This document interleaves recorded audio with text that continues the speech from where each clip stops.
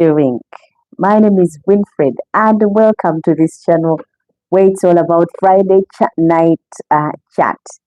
It's live, and allow me to share the link with everyone else before we start. Otherwise, how are you, and how has been your Friday? I'm hoping you've had a wonderful one and looking forward to the weekend.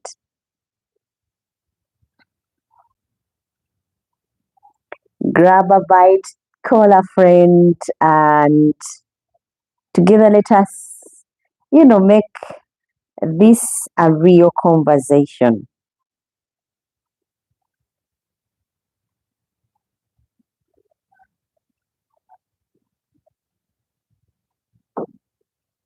I'm trying to share the link just before we start. So grab a bite as well and let us together um,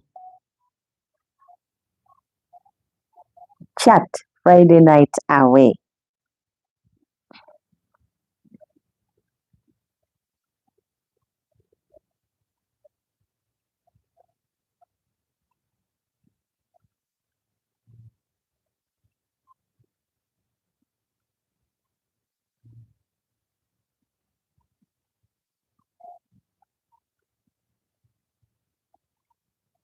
I'm hoping that you've had a wonderful week, guys. I have. The fact that we are here and none of us is sick, I'm hoping that you've had one as well. It has not been easy for me. I had some bad news, but I thank God that I'm able to be here today.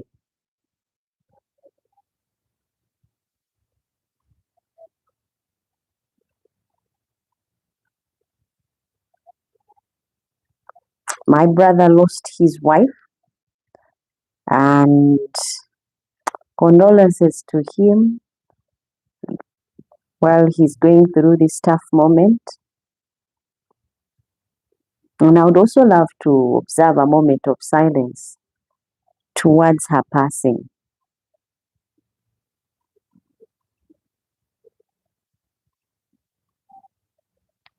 May her soul rest in eternal peace.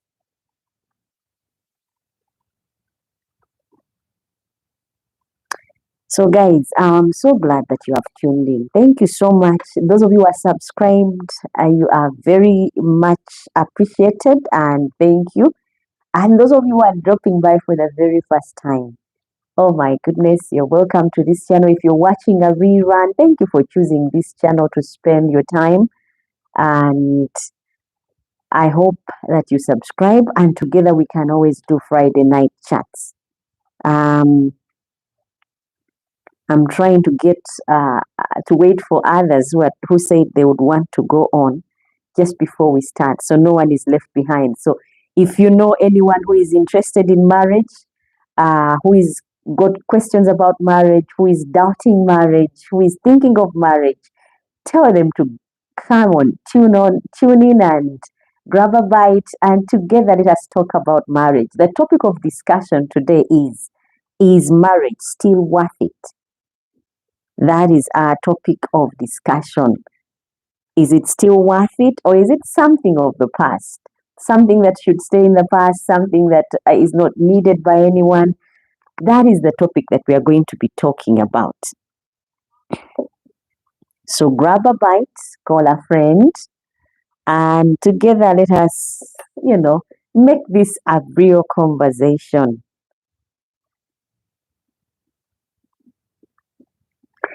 So welcome everyone to another episode of our podcast. Your host Winfred, and tonight we are diving deep into our hot button topic. Is marriage still worth it today?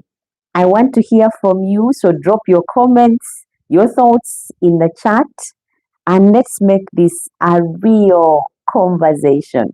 Because once you post and you let me know who is there, oh, hello, Shaboya, thank you so much. You've been the very first one. I hope you will hang in there to the end.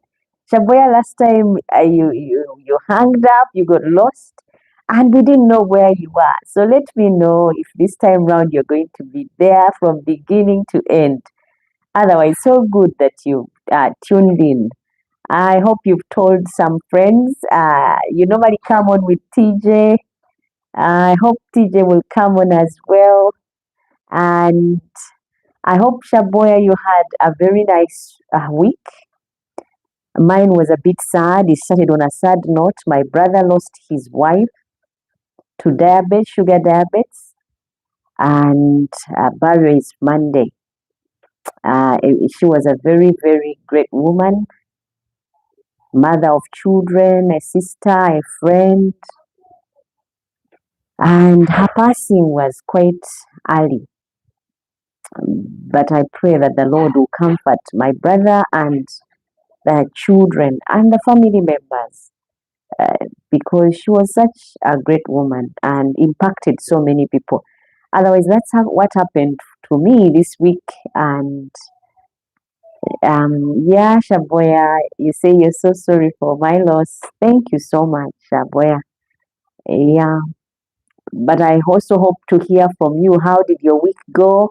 How did you manage to go through the week? And all of you who are watching in, guys, it's a live chat, and I encourage us to you drop your thoughts, your comments, and I'll be able to read them as and when they drop in because it's a live chat and it's all about you.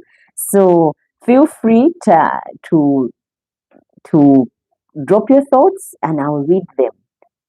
And probably we'll learn a thing or two by the end of that chat about marriage. Those of you who are thinking of getting married, those of you who are already married, those who have not yet been married but have got these vibes of marriage is not for me. Well, you never know. After this chat, you could change your mind and be like, you know what, it's a thing that I should try. I believe marriage is of God. I believe it's divine. I believe it's a sacred covenant. And there are different kinds of marriages. So we'll be dealing in the different areas of these marriages. And I'm hoping that TJ and Jasper, Lydian, Dina, Rogers, Brenda, Wava, Sava. Yeah. All you guys, I'm hoping you tune in, plus many others, and Cedric. All of you who are just tuning in for the very first time.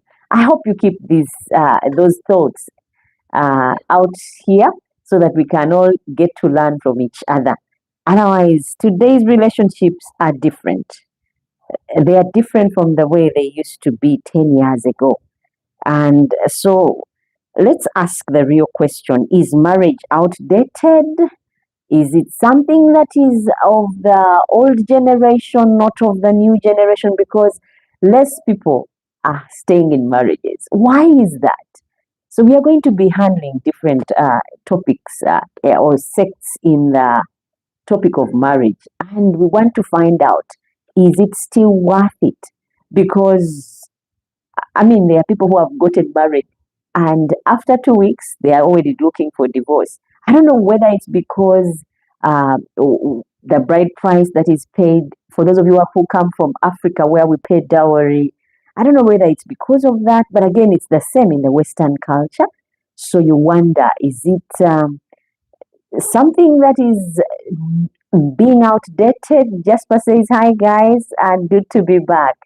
Good to hear from you, Jasper. I pray and hope that you've had a good week and that you'll be able to stay on until the end because probably you'll learn a thing or two. And if you had a different take on marriage, you get out of here with a positive one because that's the goal of this channel, that we stay positive and we carry those things that really matter. I was talking about marriage. There's a friend, there's a relative that I went to visit that told me that she knew of a person who was going through a third marriage. Now, that is something that African settings was taboo. And this is a lady, guys. This is a lady, and she was going through her third marriage. Now, to me, I didn't think we do that. I thought you get married once and that's it. And after that, maybe if the partner dies or the partner leaves you, then you just go on and get someone else and just cohabit instead of getting married. But guess what, guys? People are getting remarried everywhere, in church, and dropping out of marriages just like that, in church, out of church. So it gets you wondering, is marriage outdated? Is it something that used to work in the 10 years ago and it's not working now? Or is it something that we still hold sacred and dear? There are those who say, I don't think I can ever get married. I don't have the patience. I don't have the grace to stay with one person for long. There are different takes on marriage. And today we'll unveil all of them. We'll dive deep. And I hope by the time we finish, you'll get a few pointers and your attitude towards marriage will have changed. Yeah, we've been handling different topics. On this channel, we handle many topics. We handle relationships, money, investments. Now, today, we are dealing with marriage. And we handle also things, everything in between, we handle on this Friday night. This is dedicated to just talking about life. Life can happen and a lot goes on while we're doing life. You can be employed the next day or not. You can be going through relationship challenges. You could be going through loss like I am at the moment. You could be going through childbirth or, looking for a child as well. There are so many things that could be going on with us. That's why Friday is dedicated to life. So at the end of every session or every podcast, we normally usher out an invitation to which topic that we should be handling on Friday. And this time round, the one that won was, is marriage still worth it? And today, that is the topic we are going to be discussing. So if you're interested, grab a bite and let us talk about marriage. I can see here Nasasira Bruce says, I'm live, but let me read Bruce's comment. But my microphone's having problem. Oh, sorry, Nasasira. I hope you can fix it. Or maybe it's mine. Is it mine? Because mine seems okay. Guys, if you're hearing and mine is okay, let me know. Otherwise, Nasasira, I hope you can sort yours out and you can be able to hear us and hear us very well. Otherwise, if you have a smart TV can do the job and you can still be able to hear. Or you can transfer to a laptop if you have one, or a tablet, anything. I hope you don't miss, because Nasasira, you learn a thing or two about marriage, especially if you're looking to get married or you have hand in the towels towards marriage. Cedric, hello everyone, he says.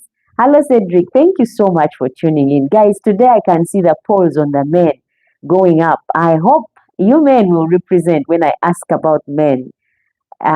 Okay. Cedric says he's hearing me loud and clear.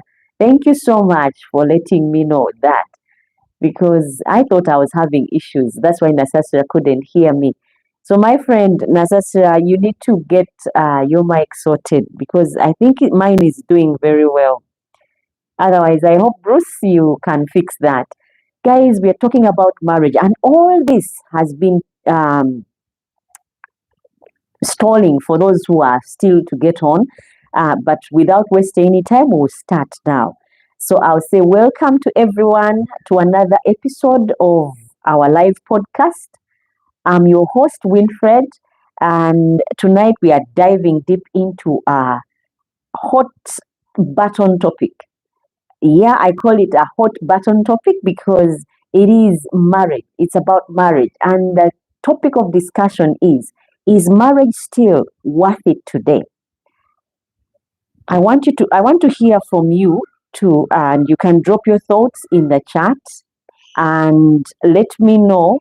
And together, let's make this a real conversation.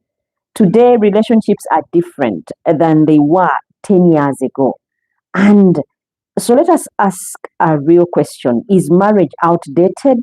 Has it evolved? Yeah. And Lydian says, good evening, everyone. Hi, Lydian. Long time. I hope you are well and have had a pleasant week. So we are talking about marriage today. Relations, are, like I said, relationships are different than they were 10 years ago. So let us ask the real question. Is marriage outdated? Has it evolved?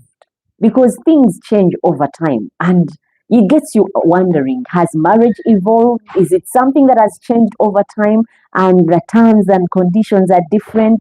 Guys, it's a live chat. Go ahead and drop in the comment section what you think of marriage. Is it still worth it today? Because it could be something that we have already written off and no one is for anymore. So let me know what you think.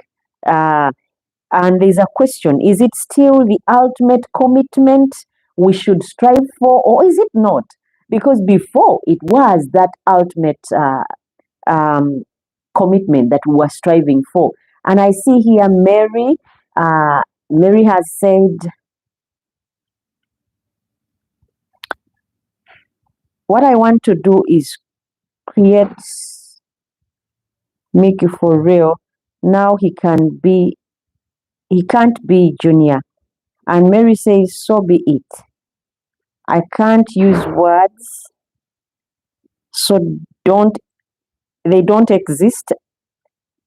I just do things in person with Mickey now, so I don't waste time waiting for Junior. Maiden is exempt. And Mary continues to say, no one is real or coming.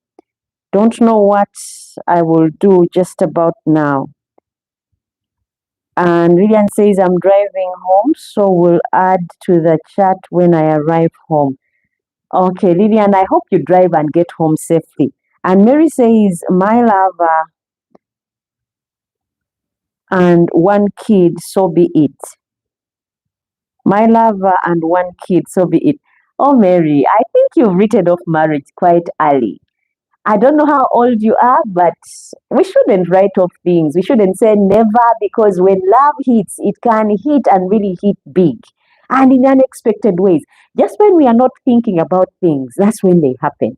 Have you realized the things that you have focused to do or the things you've focused to get tend to flee away from you? But those things that you've handed towels on, my dear, they tend to come back. So I think, Mary, there is still hope. Never mind you having your baby boy and you doing life just the two of you and stop wasting time. You never know. Someone nice, someone sweet may come around.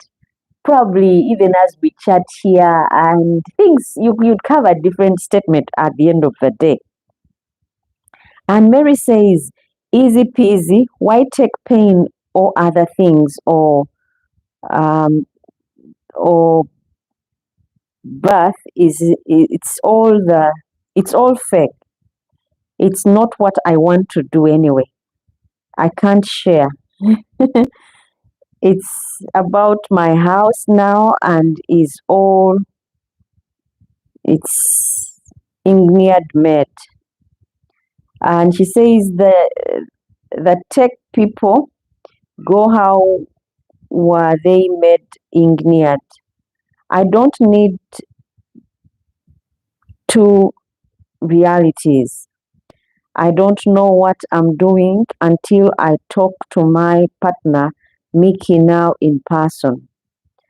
And Mary says, with isn't Junior, things changed.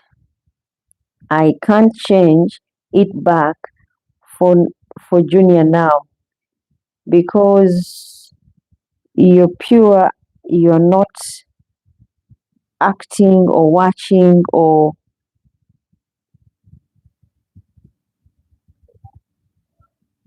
like this fake eggy.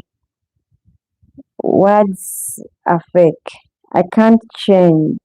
I can't share because I can only talk in person.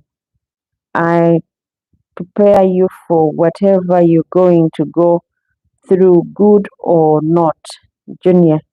Sorry, friend.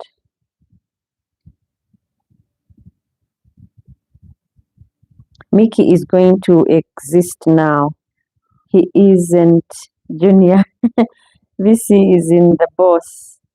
Because in the boss, uh,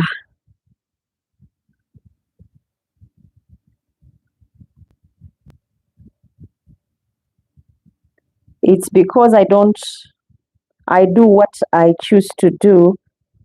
I it's no one to stop me. I'm the boss. Boss is me.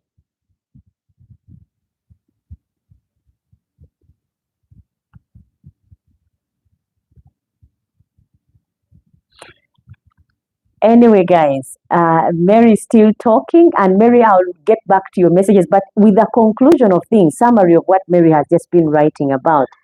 Mary looks like has handed in towels about relationships and is focusing on Junior. I don't know whether it's Junior or Mickey, but I'll get back to you, Mary. Otherwise, thank you so much for tuning in. We will be unpacking it all. The stats, the stories, the expert opinion, and Mary says you have to tell me all things you know, secrets. Now secrets. It's now in person with Mickey, who is real now. So be it, because I choose. I get what I want in power. Okay, that is Mary's take. She gets what she wants in power and she's tired of wasting time. That is what Mary has said. Uh, but back to what we are talking about, Mary says easy peasy. We are talking about, we will be unpacking it all. We are going to be talking about the statistics of marriages, the stories, the expert opinions, and even the tough truth. So grab your drink and settle in and let us go. Yeah, because right now we are talking about marriage, the case of marriage. Let's start with the positive. For centuries, marriages have been considered the cornerstone of families. Yeah, marriages have been considered the cornerstone of families and society. Some say it brings stability. People think when you're married, it brings stability. Mary says, engineering, how is all this made me a family? I'm trying, Mary, to keep up with you. First, that is me. First, this one, kid exempt and Mickey. Okay, Mary is talking about Mickey, that one kid. I hope it works out for you, Mary. But by the end of the podcast, maybe your attitude and opinion would have changed. So many have talked about marriages. They say it brings about stability. It's an emotional support tank where you constantly have someone to support you emotionally. But we'll go deeper into that, see if it is true. Uh, um, Financial partnership, but is this all true? Because they say all kinds of things. It has been said that marriage has been the cornerstone of families, it has been the cornerstone of society, and it says it brings about stability, emotional support. The financial partnership is crazy when you're married. But is this all true? That is what we are going to be digging deep in. There's a friend here who said people who are happily married often report better mental health. That is Jackie who told me this. She said people who are happily married often report better mental health. So I need to know, guys, those of you who are dropping by for the very first time, we are talking about marriage. Is it still worth it today? Because so many things have happened and people don't know whether marriage is a thing. So, welcome everyone to another episode of our podcast.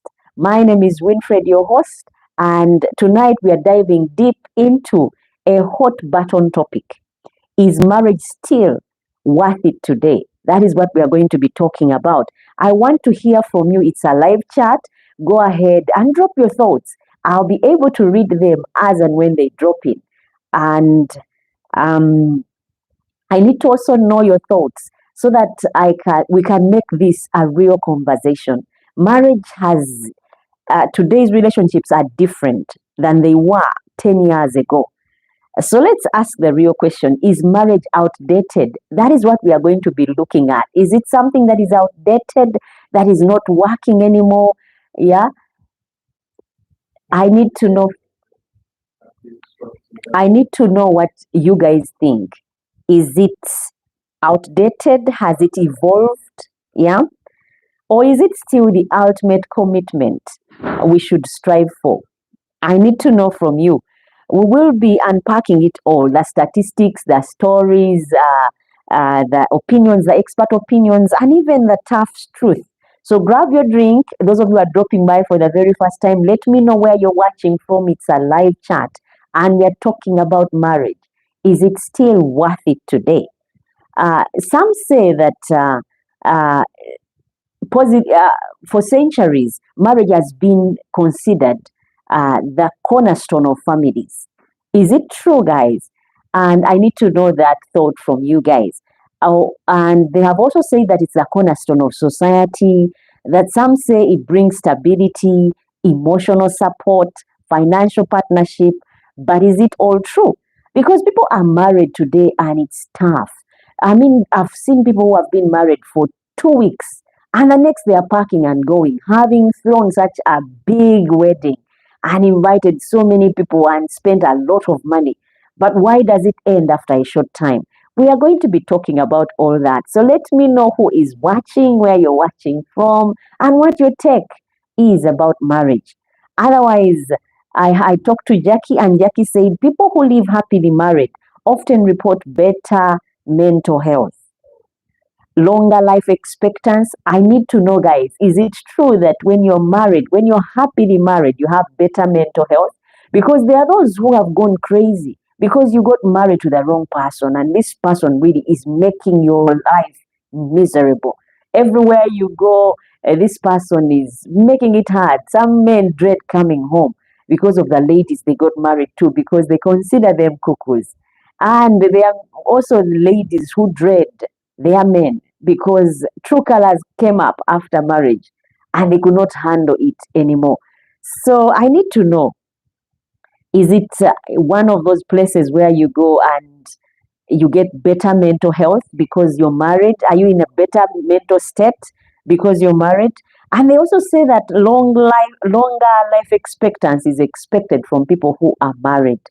And Cedric says, I want to read what Cedric said. He says, yes, marriage is still worth it. However, it's hard, especially when it starts off on the wrong foot and with the wrong motive or partner.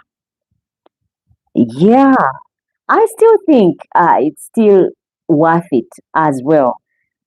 Yeah, but when you start off wrong, like this lady that I was talking to, and she said for her, she knew that she had made a mistake when she was walking down the aisle. She said in Luganda that Ntomede, while she was walking down the aisle, because that's when she realized she was doing the biggest mistake of her life.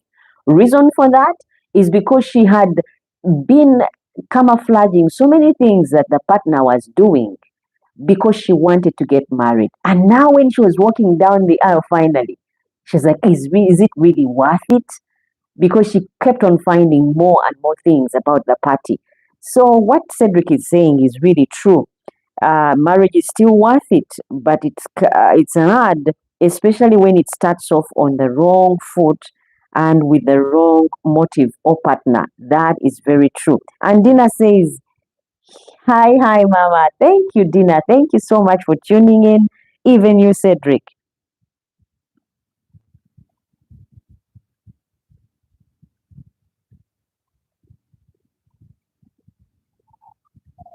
Mary says, we can't pretend to lie using fake words for fake experiences or watching rights. Marriage is fake. It's all fake. I don't know.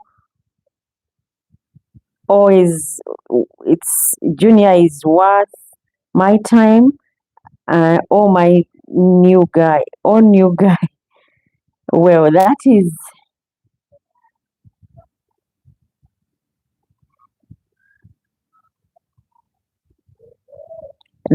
what Mary is talking about.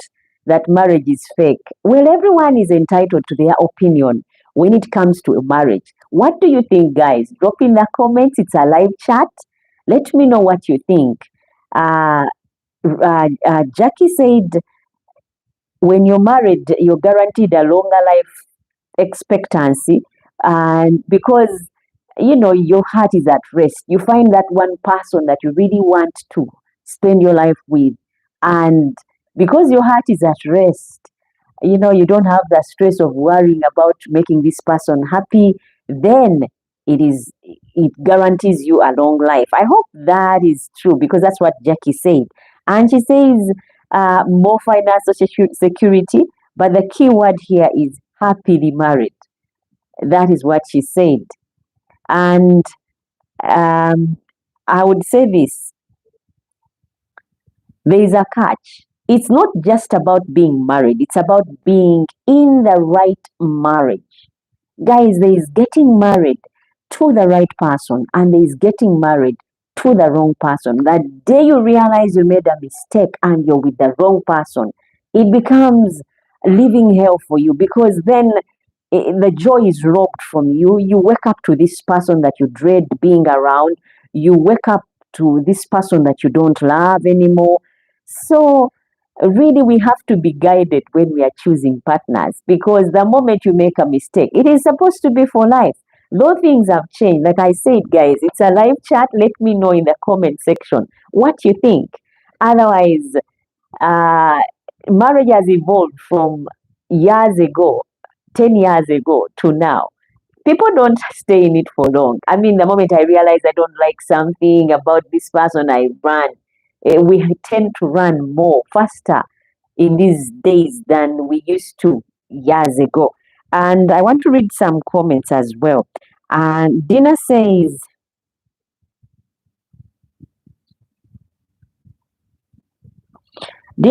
can you imagine going into a covenant to tie you for life? Then you end up getting pressure and other related diseases like diabetes. I, I know marriage can be so many things, but again, I'll say this, it's what you make it. This is one thing that I've proved about marriage, that you make it what you want it to be. If you want your marriage to be a bed of roses, you lay the bed and put the roses. But if you don't, guys, it's a tug of war. You can really make yourself a furnace and roast yourself dry in a marriage, especially if you went in for the wrong reasons. Because today we are getting involved in relationships with people because they've got a big account, a bank account, they've got an ATM card that is heavier than ATMs. We are getting married to people because in Uganda, I quote, we say because she's got work, or because she's got the print. There are things that we consider that, to me, I think it's vain. And that has contributed a lot to many breakups. There are so many people who have gotten into relationships on the wrong foot. Like Cedric said, you start off on the wrong foot, and so the marriage becomes a different place. It becomes a battleground where all you do is fight and fight and fight. I believe if we choose partners looking at the right things, especially this is what I advise people. I'm not an expert at this, but this is what I advise. That if you're going to get married and you're looking for someone who will build you, construct you, who will uplift you, then don't take your eyes off such values, because those are the values that you looked at before getting into a relationship. But the problem is, after you've been with this person for some time, then you drop those values and you start going for the looks. That is where we make a mistake. Yeah?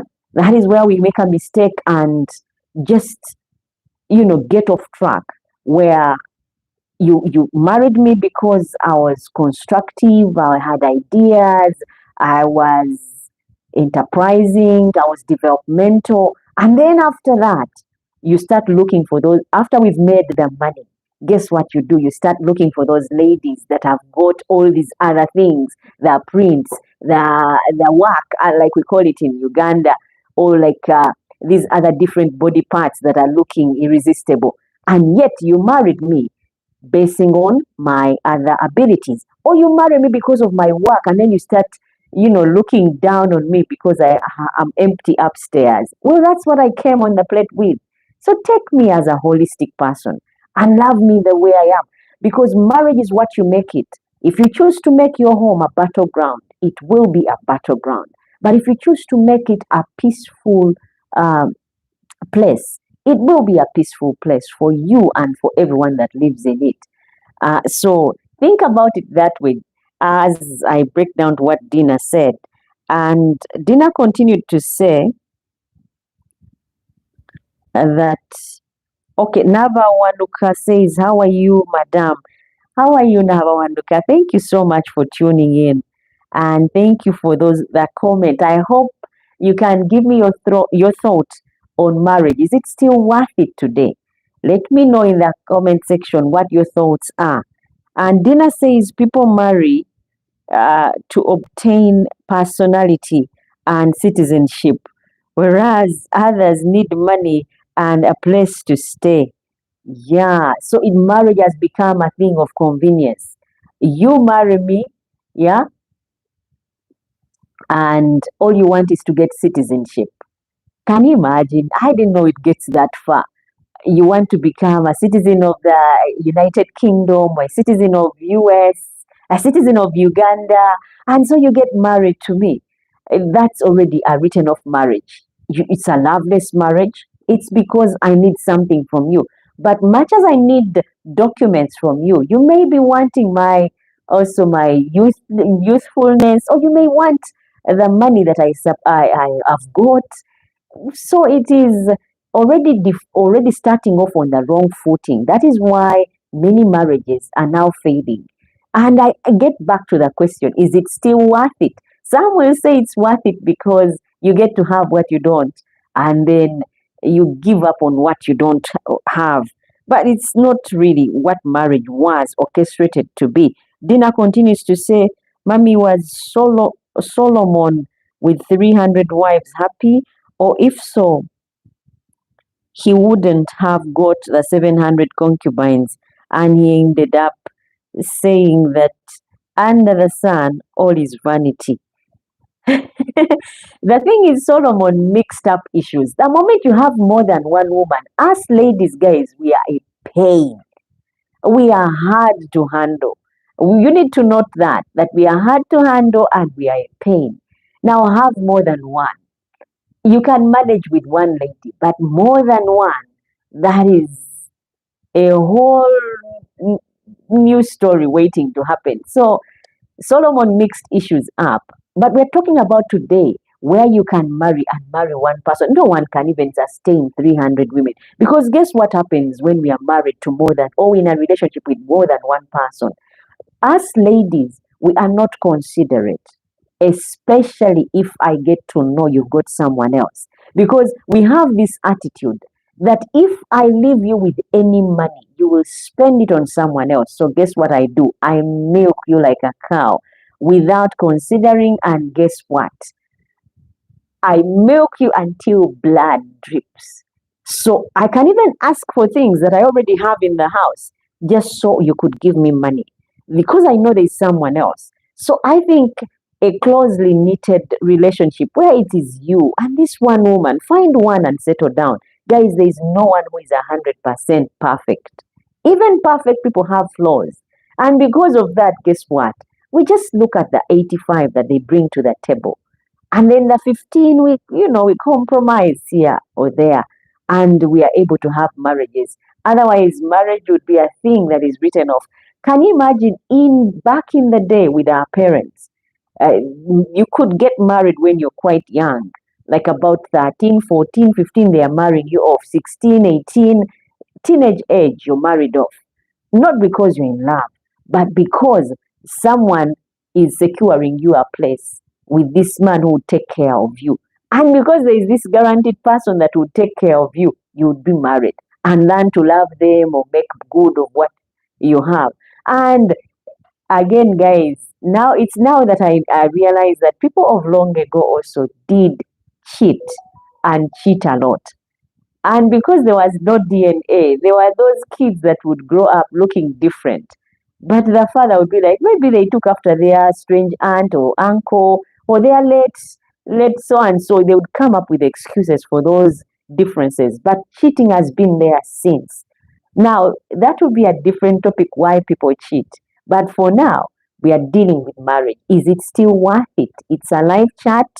Go on and drop in the comment section your take, guys, and let me know what you think about marriage. Is it still worth it? Yeah, that is the topic of discussion. Go ahead and drop your thoughts in the chats, and I will read them. And I also ask, what do you all think? Does marriage still offer benefits today? I need to hear. Guys, let's keep the topics, the comments, or the thoughts focused on the topic of discussion about marriage. I don't know, there's a glitch in my network.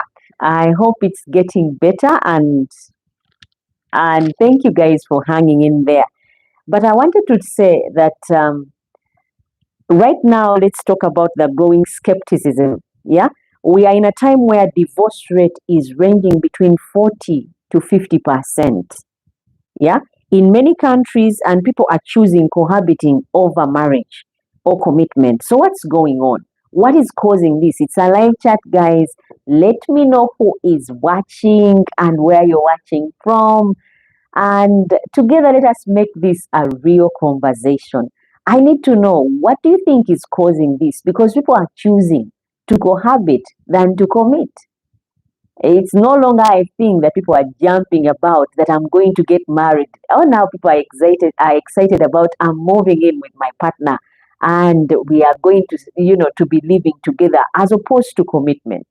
So I need to know, what do you think, guys? Is it something that is fading out, or what is causing people to be choosers of cohabiting as opposed to commitment? Because before, you were looking forward to getting that ring, getting him to say, I love you and I want to marry you. I want you to come and meet my parents. But right now, you're like, to hell with everything else. I just want to go and be with this person. See, try out things. We are now on trial as opposed to committing. I need to know who is watching. Rogers, are you there? Dina, Lydian, Shaboya. I need to know, guys. Marriage now, there's a friend who said that marriage used to be a necessity, especially for women. But with more economic freedom and shifting values, people don't feel pressured to marry anymore, because now the ladies are working and they are getting their money. And they say now there's economic freedom and shifting values. When I say shifting values, people now have different things that are more important to consider than marriage. So this has led to people feeling pressured, not feeling pressured anymore to marry. Before, you remember how we got married, people were getting married, and your relatives are on your case. When are you getting married? When are you bringing someone? Not anymore. People do understand that life can be complicated, and no one is pressuring the other to get married. But for those that are still pressuring, I get back to the question, is marriage still worth it? Guys, it's a live chat. Drop in the comment section. Let me know who is watching and where you're watching from, and what your take is on marriage. Is it something that is phasing out? Is it something that is outdated? Yeah.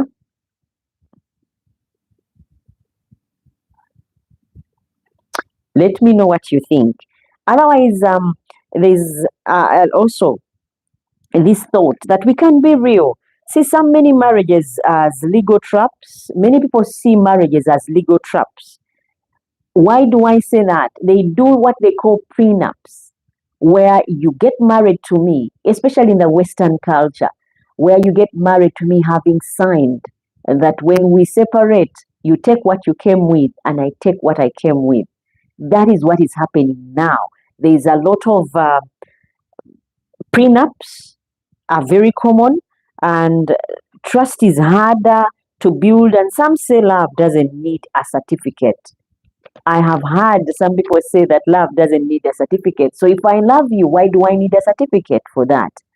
I love you, take my word for it. I'm not going to sign anything to prove that I love you. So there is that also attitude. Now I ask you, and I say this, type yes in the chat if you think marriage is outdated. Just type yes, let me know if you think marriage is outdated, and no if you still think it holds value. I need to hear from you guys. Type yes if you think it is out, it's not out, it's outdated. Yeah. And if you think marriage is not out, is still got some value, then type no. And I will see at the end how many people are really for marriage and how many people have handed in towels. Otherwise, it's a live chat. Drop in the comment section your thoughts, and I'll read them. And let us see what you think about marriage, the good, the bad, and the honest, because there is some truth about marriage. Let's hear some real life stories. Earlier this week, I asked a random stranger about their marriage, the good and the bad. And this is what the stranger said about happy couples. He said, "We've been married for." This is a stranger who had a happy couple. They were a happy couple, and they said, "We've been married for 15 years. Yeah, it's not perfect, but we've grown together.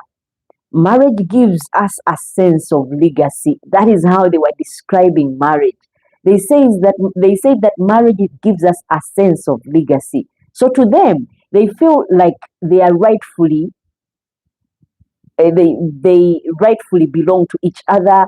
They feel like they were meant to be with each other. So that is a take as well about marriage. These ones believe it gives them a sense of legacy. And there is a divorced couple that I talked to as well that said, one of them said, "I rushed into marriage 25 years. At 25 years, he got married. We weren't aligned, and it cost us both years of happiness. Would I do it again? Maybe, but I'll do it very differently." That's what he said. So guys, you can see there is one who said it gives us a sense of legacy, and there's another couple that I met, another lady that I met who had gotten divorced after some time of marriage. She said she got married at 25, and she says we weren't aligned. So, guys, when we get married, we need to look for that right person. It doesn't matter how long it takes. The thing is, we have it in our head that we have to be married at this age. And anyone who comes, you just settle. You need to take time. Pray about it. I would say pray about it. Why? Because God would lead us to that missing piece. Can you imagine? Even shoes come in pairs. Earrings come in pairs. These lips you have are two. The eyes are two. That means there is someone for everyone out there. But the thing is, we go looking with the wrong kinds of lenses, and we end up with the wrong kind of product.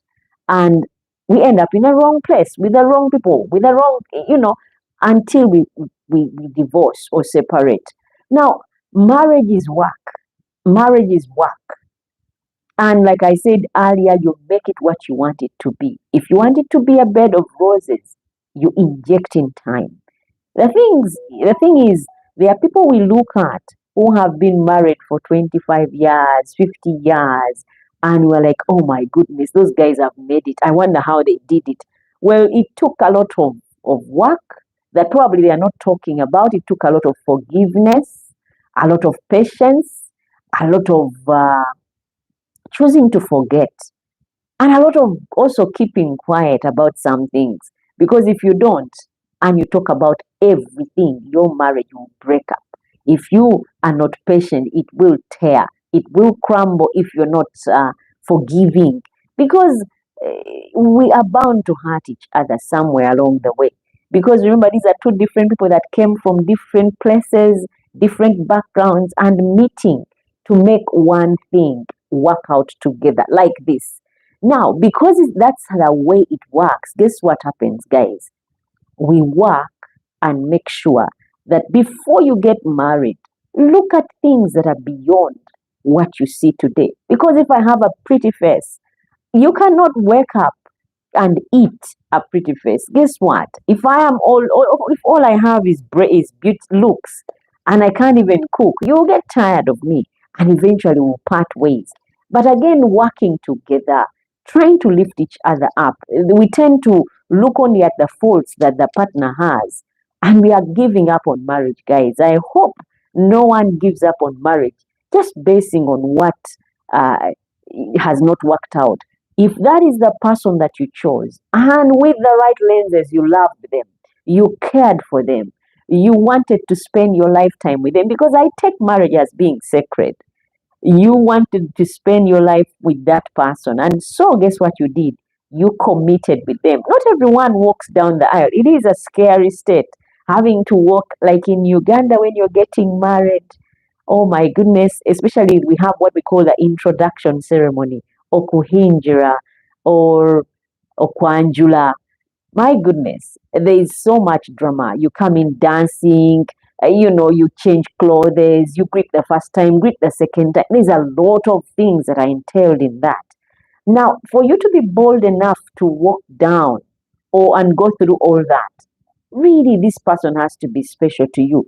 So before you commit to a person, make a list of things that you want, realistic things. Leave alone these things. I want a six pack. I want big boo boos. I want, these realistic things. I want a person that we can connect on all levels. Anytime you're getting a marriage partner and you're aiming so high above what your level is, you will always be tippy toeing trying to reach them. Always. And anytime you get someone too beneath you, you'll always be stooping too low, and your back will end up aching because you're going for a person who is so beneath you. Some people have a habit of going.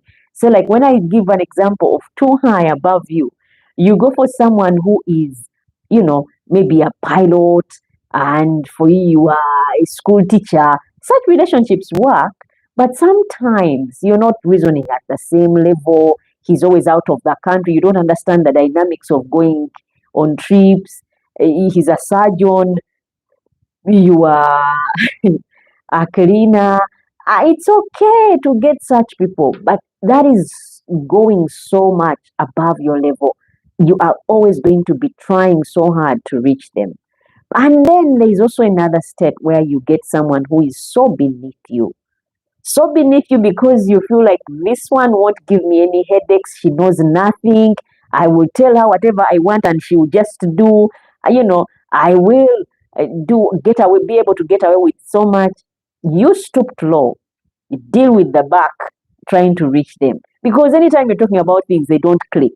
They don't understand. Why? Because you went for someone way beneath you. And then again, there are these people who get people who are they are right fitting. I love such couples. You can tell when you see them that they complete each other. They all came with some reasonable money. They all came with the same goals to work in life and make it big. They all came with the same level of education. Such relationships tend to work out. But there are those ones which are really too ambitious, if I may put it. Someone too beneath you, you're really being ambitious, trying to get this person to be up to your level. Because once they get to your level, they run. I know of a lady who a man educated through college, and after she had graduated, she was like, you are not anything close to what my dream man is. I found someone in college. I found someone in university at the university because he educated her from secondary level through college, university, and until she completed. And then when she was done, then that's when she saw the man was beneath her. So don't try so hard to get someone who is beneath you. Get someone up to your level, and trust me, that marriage will have a chance to stand. But when we aim so high, when we go so beneath ourselves, people, you are a lawyer and you're looking for maids to marry. You are a lawyer, you're a doctor, a surgeon, and you're looking for someone who didn't even go to school. Why? I don't know. Because that kind of person won't understand that you're doing night duty today. She'll be like, I think he's got other women, even when for sure you're working and you have no time to come home because you are a surgeon, you need it at sometimes at night. They won't be able to click that. And if they do, they'll make up something for themselves to cope. And they'll either tell themselves lies, you've got another woman, you're always out at night. So let me find myself someone who will be there. Now, that is what has caused many marriages and many relationships to flop because we get people who are not up to our level. I hope if you're looking to get someone who suits you. Don't go so low, so way above you. Like you're always trying to look up and reach them. You're always trying to please them. Or they are too beneath you, always trying to explain, trying to get them into your world. Get someone up to your level. That is why God, when He was creating for Adam, He got from the rib. Why? The rib supports.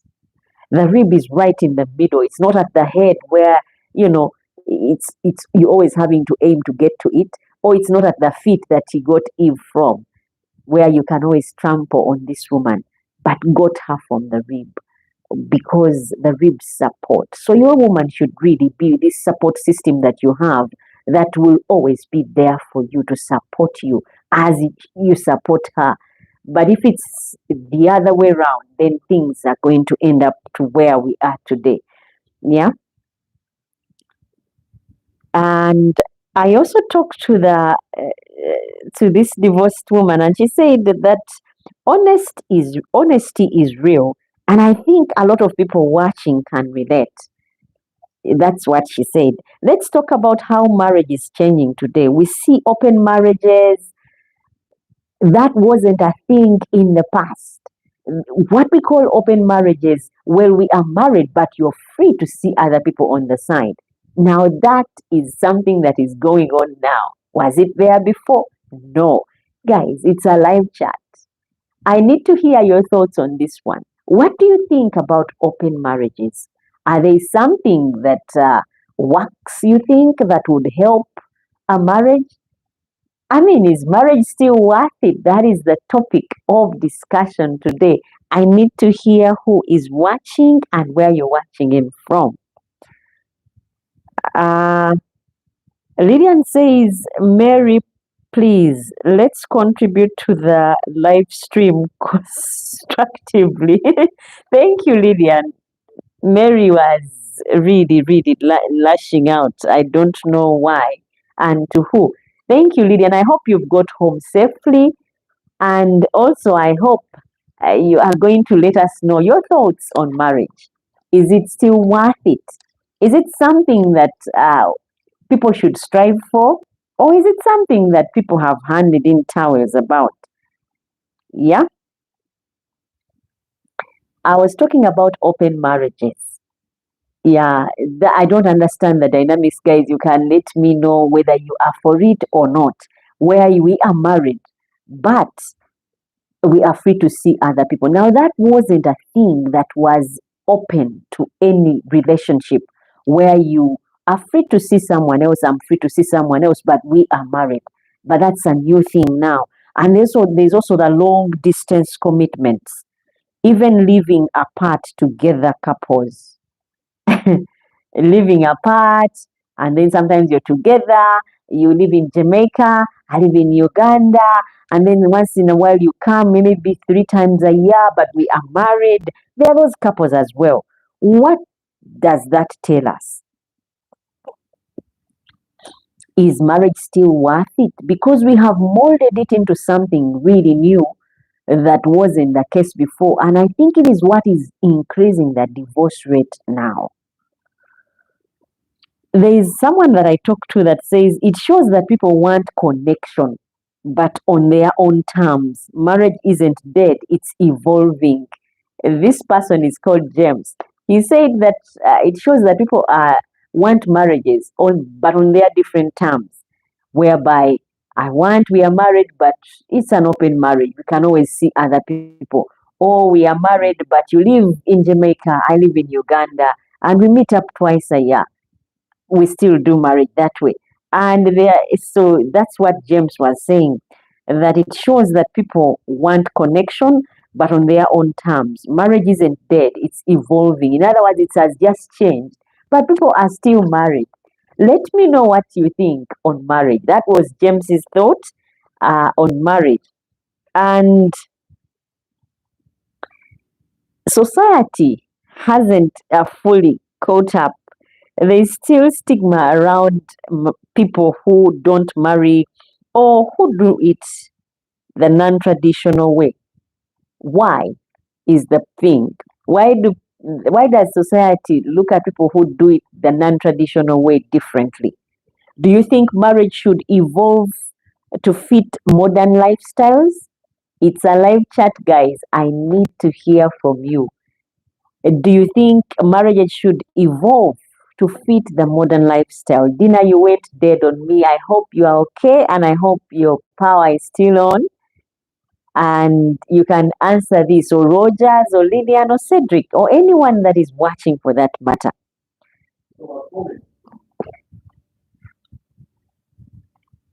Mm, Lillian says, I think an open marriage is a disaster. Yeah, it is. It's ununderstand. You can't even comprehend it. Why? Because why would we be married if we are free to see other people? We might as well be friends, and just be friends and keep it that way. But people go ahead and get married and then open to see other people on the side. I agree with you, Lillian, on that one. And Dina says you skipped some comments. Um,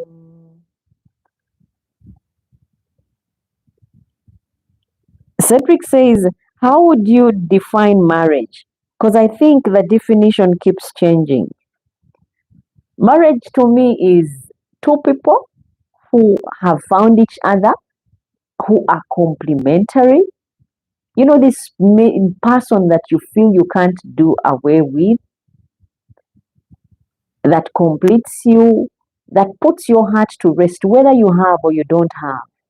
To me, that would be marriage. And you're willing to take it to the next level, to go to the parents and settle down and wish to spend the rest of your life together and let the world know that she or he is the one. To me, that's marriage. If you are married, because to me, it has to be really in church. It has to be in church. Why do I say in church? Because I'm a Christian. It has to be in church. It has to be gone through all the protocol observed, especially if you're African and there are ceremonies that need to be done to honor the parents. For that one. And Cedric says, no, Cedric says, yes, you skipped Dina's comment about Solomon. No, I read Dina's comment.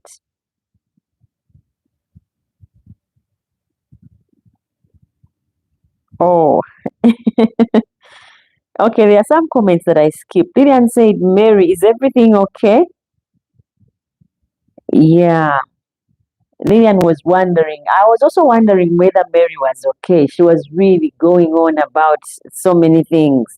And Lillian says, Mary, it seems you are not following the live stream. Are you all right? That's what she wanted to know.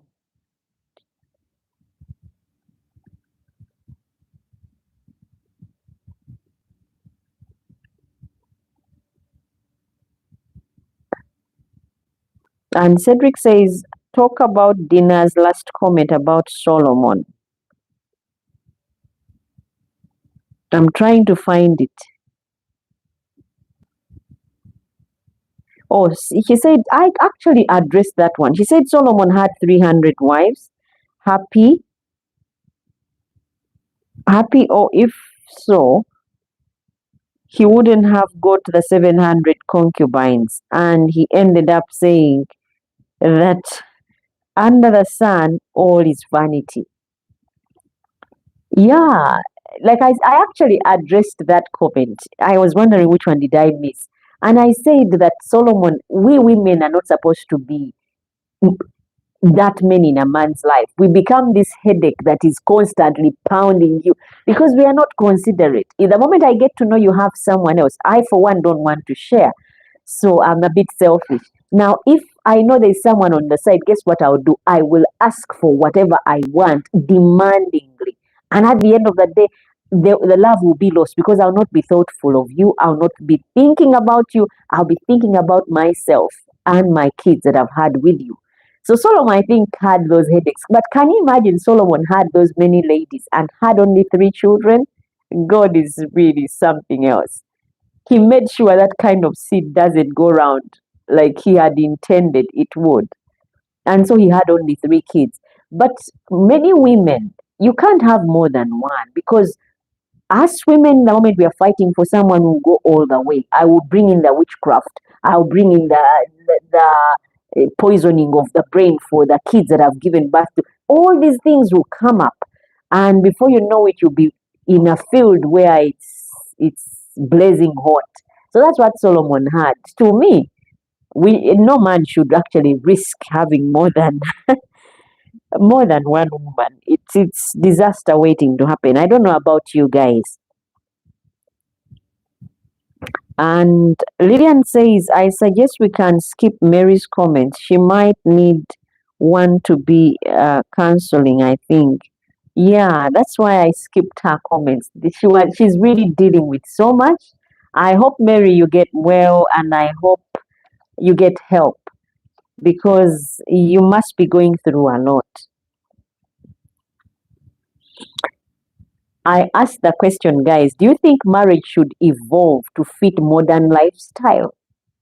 I need to hear from you guys. Do you think it should evolve to fit modern lifestyle? Or should we stick to tradition?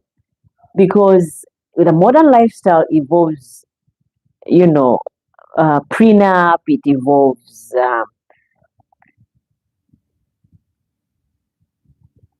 it evolves a lot of things.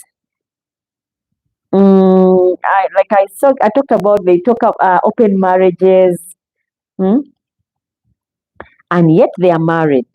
It involves long distance commitments, even living apart as couples. So, has it evolved, guys? Do you think marriage should evolve to fit the modern lifestyle? I need to hear from you because that would be interesting to hear what people have to say. And Nabawanuka says, nze mbuuza lwaki abasajja batya obufumbo? Yeah. Nabawanuka is asking, why is it that men are afraid of marriages? On here we have several men, guys. I need to hear from Cedric. Cedric, give your opinion on this one. Why are you men afraid of marriages? And on here is also Bruce. Bruce, why are you men afraid of marriages? Nabawanka is asking. And Jasper, why are you men afraid of marriages? Now, this is what I'll give as I wait for opinions from the men or thoughts from the men. This is what I think men are up to. Men are afraid of marriages simply because they are financially impaired or financially unstable or unable. Once a man is not able to provide, they don't feel secure enough to risk adding some commitment to that where they are responsible for a lady. That's what I think keeps men from getting married. And some men, again, men who are listening, guys, correct me on this. I think men are afraid of commitment or marriage because you are greedy. You want it all. You want to have this one, that one, those ones. You just want to have everything. That is why you're afraid of commitment. Now, if I've lied on that one, men out there, defend yourselves. Otherwise, me, I think men are afraid of relationships or commitments or marriage, like Nabawanuka has said, because they don't have money. And I actually say it in Luganda, abasajja batya obufumbo kubanga tebalina sente. Tebalina sente ezirabirira amaka gaabwe, tebalina kati batya okuwasa ate abalala balina omululu baagala okubanga balina buli mukazi ali out there, buli mukazi abaagala omunene omutono omuddugavu omweru alina sente alina kabina alina mabeere alina, you know, they are just greedy. So that's why for me I think men are afraid of marriage. But if I lied, men, you're out there, defend yourselves. Cedric, I need to hear from you. And Bruce, you came on among the very first people. I need to hear, why is it men are scared of marriage? This is Narawanuka asking, why are men afraid of marriages? As the men come up and say, why you are afraid of marriages? Why are men afraid of commitment? Because most men, actually, I knew of a guy who kept on saying, I can never be responsible for another person. I mean, the moment the woman comes, the next thing she wants food, she depends on you for hair, her relatives, medical, and before you know it, she's pregnant, and then there's the kid. Oh, he was going on and on. But I think because he was not at a very good financial place. But the moment men have money, oh my goodness, they come full blast. They want to, approach anyone because then that is their front. They don't have to worry about how they look. What they have in their pocket is what counts. So once that is impaired in any way, men don't commit to marriages. That is what I think. But the men can correct me on that one. I need to hear, Rogers, if you're there, let me know. Why are men afraid of marriages? Are they afraid of marriages because of anything, Lillian? Why do you think men are afraid of marriages? Dina, why do you think men are afraid of marriages? That is Nabawanuka's question. She needs to know, why are men afraid to marry? Otherwise, I also was asking, do you think marriages should evolve to fit modern lifestyle, or should we stick to traditions? Traditions where, should we evolve to modern lifestyle where you're like, okay, now we are having open marriage. He can go see some other people, I can go see other people, or we can do long distance. You come by on the week, once a month or two times a year, and that is considered marriage, because there is also that kind of arrangement. And should we evolve to that, or stick to the tradition that we know, where you get married, you leave your mother's house and stick to this person and try and make things work out between the two of you? I need to hear some answers, guys. It's a live chat. Let me know what you think, whether marriage should evolve to fit modern lifestyles, or should we stick to tradition? I need to hear what your take is. It's a live chat. Now, when it comes to finances, children, and legal realities, yeah? Let's talk about logistics, finances, and kids. Marriage is still a legal contract, and that means benefits and risks. If marriage is a legal contract, it has benefits, but it also has risks. So that is also something we need to know about marriage. Marriage affects taxes, property, custody. I mean, we see all these rights and more. It's not just emotional, it's strategic. You need to understand the legal impact of marriage, because marriage has all those areas that it covers. The legal bit, where if you separate, property will be split. Where if you separate, the kids will be split. But I still go back to Navawanuka's question. Why do men fear commitment and marriage? If there is any guys that are listening in, let me know what your take is, or what your thoughts are. Why is it you're scared to get married? That is a question from Nabawanuka.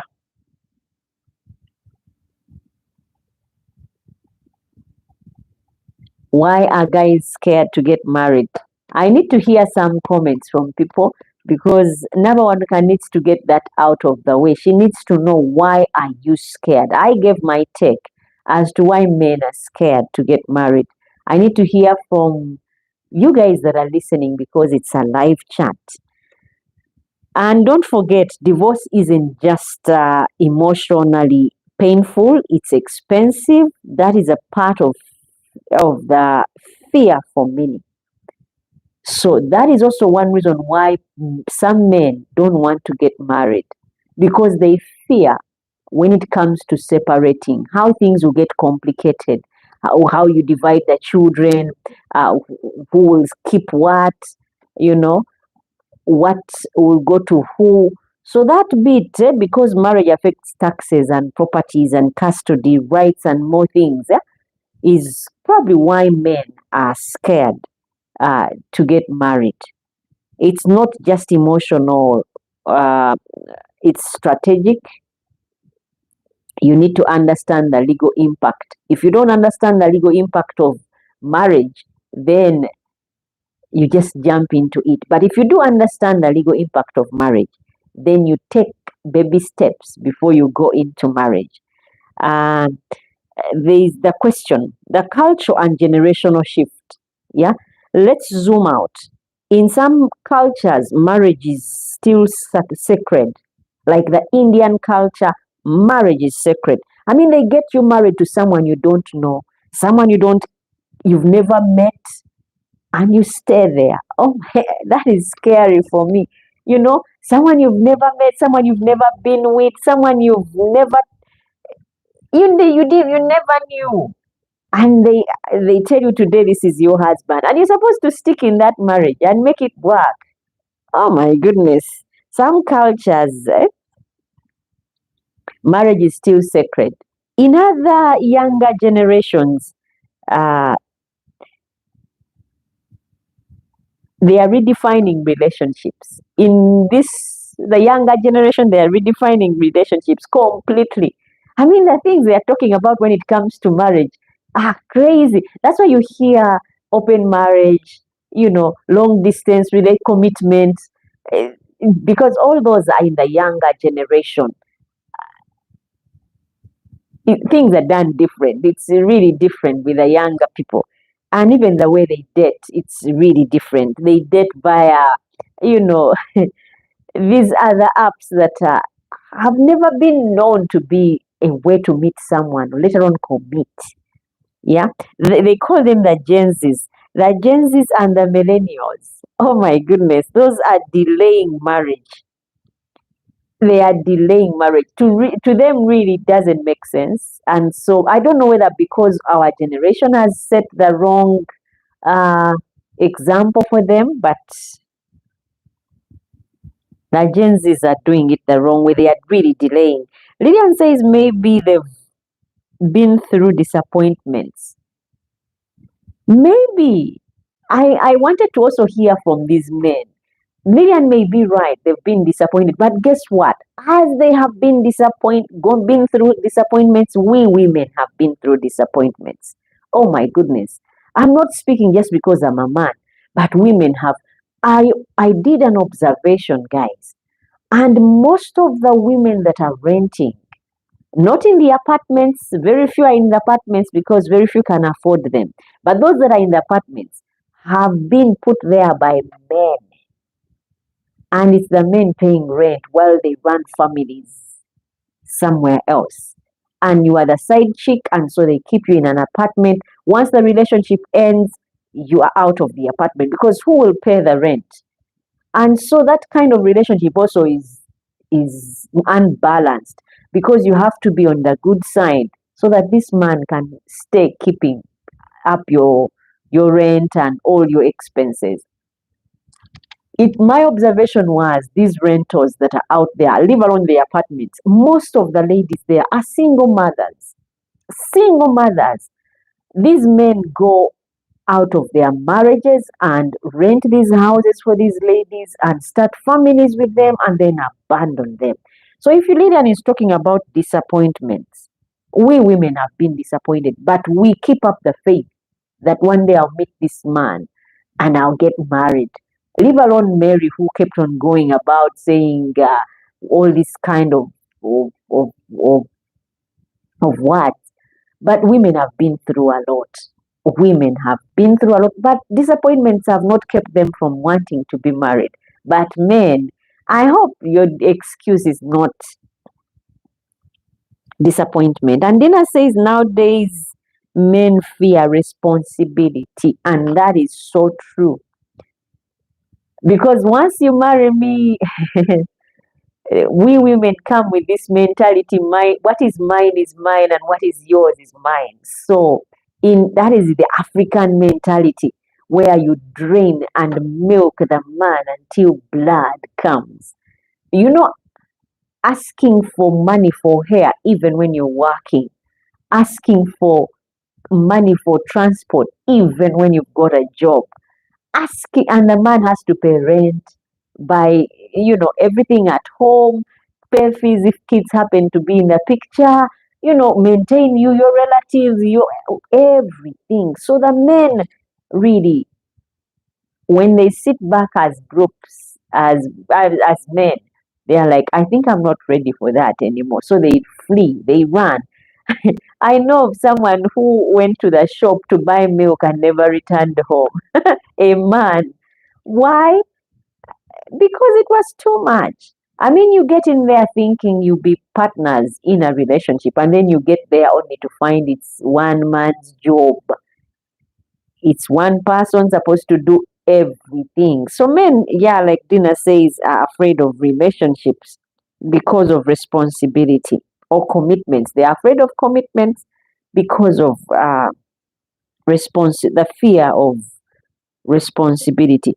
And the fear comes because they don't have the funds to take care of what they are responsible for. Otherwise, I think men were made by God to really take on responsibility. Men gladly spend. I know of men who can give and end up with torn socks and boxers, but having given these women money to the last dot. So men are natural givers, but once they are fleeing away from that, it's because they don't have what to give. They don't have the money to give anymore, and so they run away from giving or the responsibility or commitment of marriage.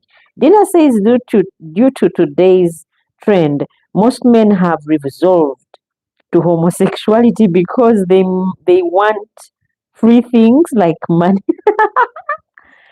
That is a serious allegation. I think if you're not gay, you can't just become gay because of money. You can pretend that you are, but you can't become gay because you want money. It has to be that you're in it. You feel it, you want it. But becoming gay to get money, oh, that is stooping so low, guys. If that's the reason, then shame upon our day, really. And Cedric says, oh, I'm glad Cedric has written. I was waiting for an opinion a thought from a man, because also the men can also try and highlight us on this one. Why they are afraid of marriage. And I hope Cedric is addressing that. She says, abamu bakyali boy, not basajja yet. In other words, he says some men are still boys, are not yet men. Men are not afraid of responsibility, money or not. He can be poor, but find a wife and work together to riches because because though poor, he's mature. That is some insight, Cedric. It is actually so true. I think we are demanding of these boys to become men and marry, propose, and get married to us when they're actually still boys. I think I agree with Cedric. I was waiting for a man's perspective on this one.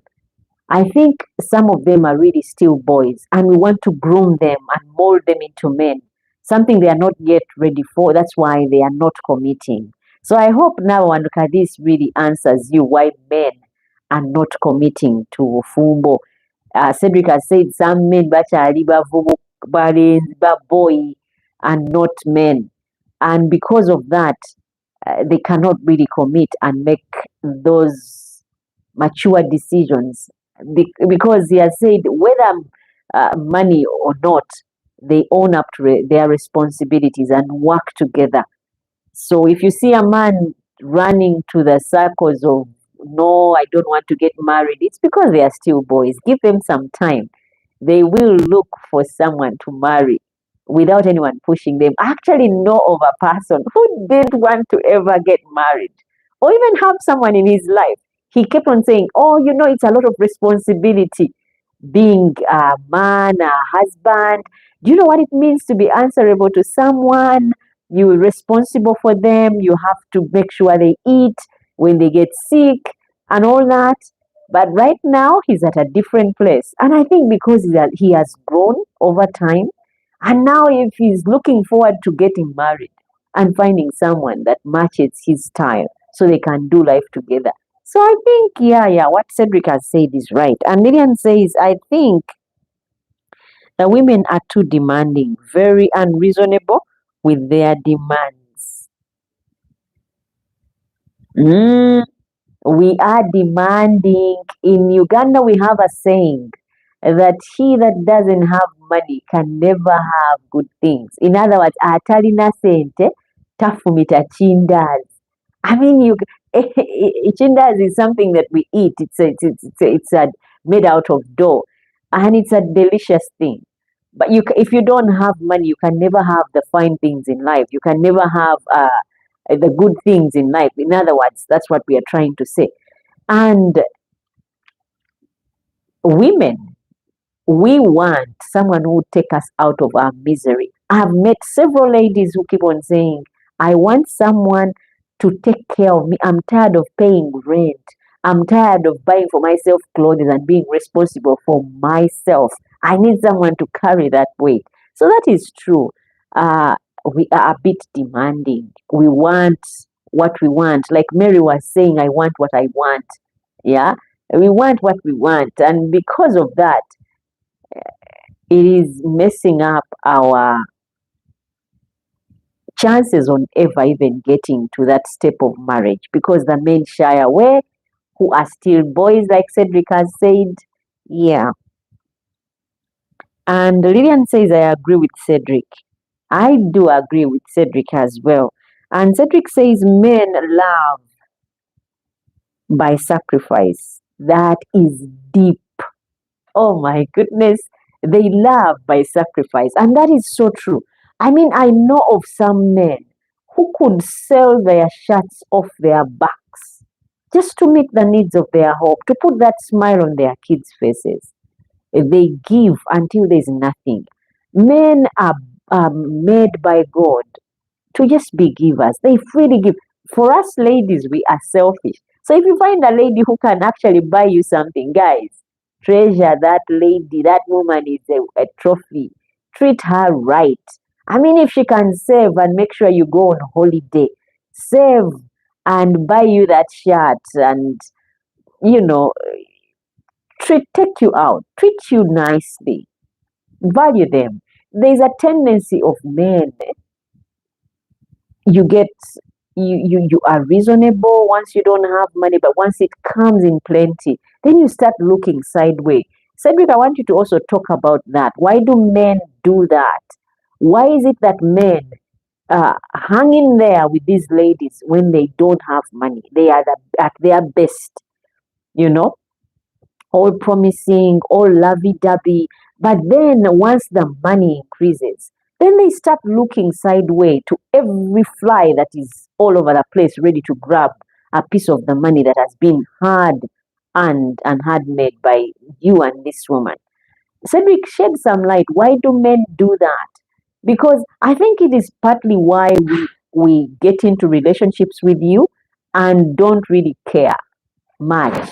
We just go after the money. Maybe you can talk about it, Cedric. Otherwise, I agree with that bit where you've said men love by sacrifice because you find pleasure in giving. Oh my goodness, us women, when we have our money, it's called kasente ka mukazi. It's called a woman's money is her money, and the man's money is our money. You understand? So when you say men love by sacrifice, that is really true. And you say we look for a woman we are willing to sacrifice for. Wow, that is deep. That women, that woman he will marry.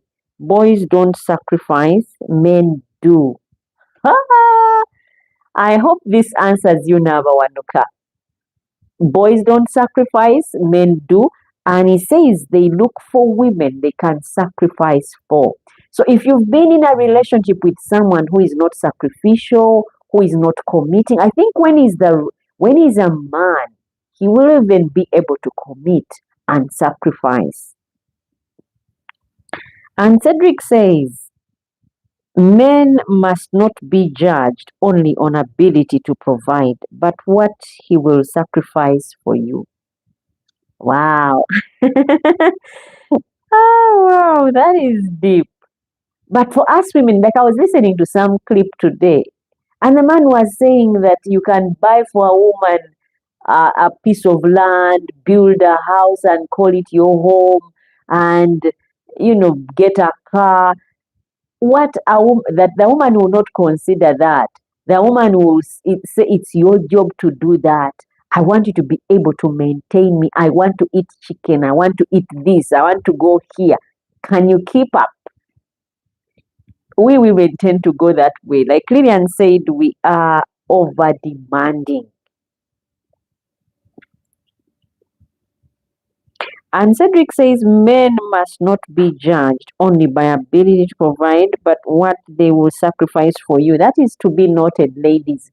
Those of you who are listening, it's a live chat, and we are talking about marriage. Is it still worth it today?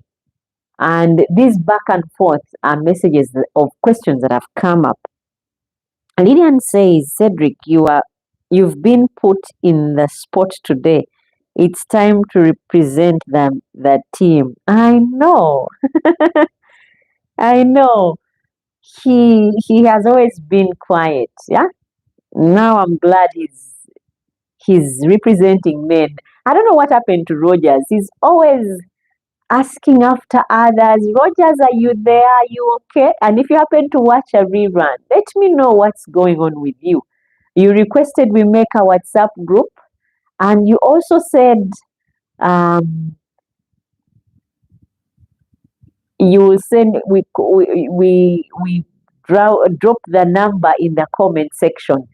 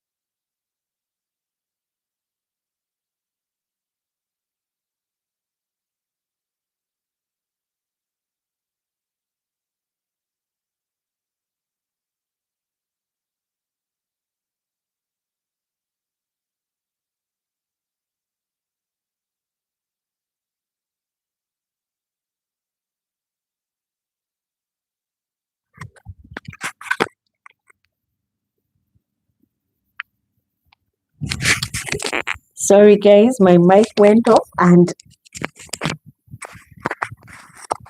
oh, sorry guys. I can see here you guys had let me know. I'm sorry.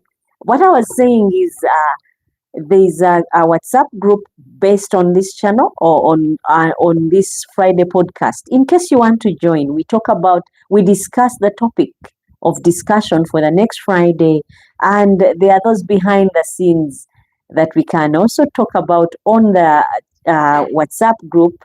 So in case you're interested, the number is +256 762599138. I'll say it at the end, and you also find it in the comment section for the WhatsApp group. That's where we check on those who are not aware there's a live chat, in case we do one in the week or before it is Friday or on any other day. So in case you're interested, just drop in the comments or on WhatsApp that number, and we'll join you to the WhatsApp group, and you'll be able to enjoy other things. Otherwise, back to what we're talking about. I was still reading comments. Lillian said, yeah, where is Rogers today? Lillian, you've been off for so long. I think Rogers went looking for you, because last Friday he was saying, where is Lillian? I think Cedric has got you. I'm glad you're on today. And thank you for letting me know about my volume. Dina, thank you. Lillian, thank you for letting me know about my volume. So I hope the sound is back and we are okay now. We were talking about the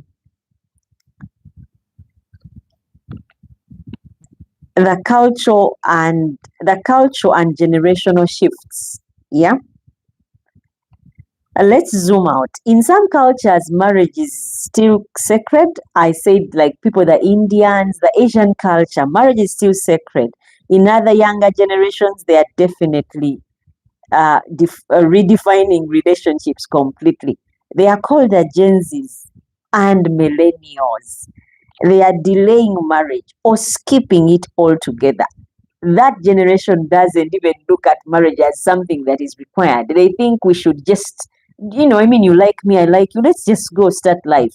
If it doesn't work out, we part ways. That is how the Gen Zs or the millennials look at relationships today or marriage today. There is no commitment. You're free to see if it works out. And I think during the Gen Zs and the millennials, this is when the open marriage has really kicked off. It's like I said, for them, they are not for marriage. But if they are, I think they are the ones who are advocating for open marriages. They are skipping marriage completely, or delaying it. Yeah.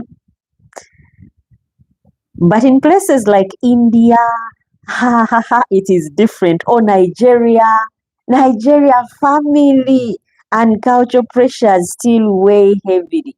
Nigeria, the mother is on your case. I want a man, oh, and then you have to go get him. In Nigeria, in India, marriage still weighs heavily on a person. The culture pressure still weighs heavily. You can't just push it out of the door. And then there is religion. Yeah. Some see marriages as a covenant before God. That is how I see it.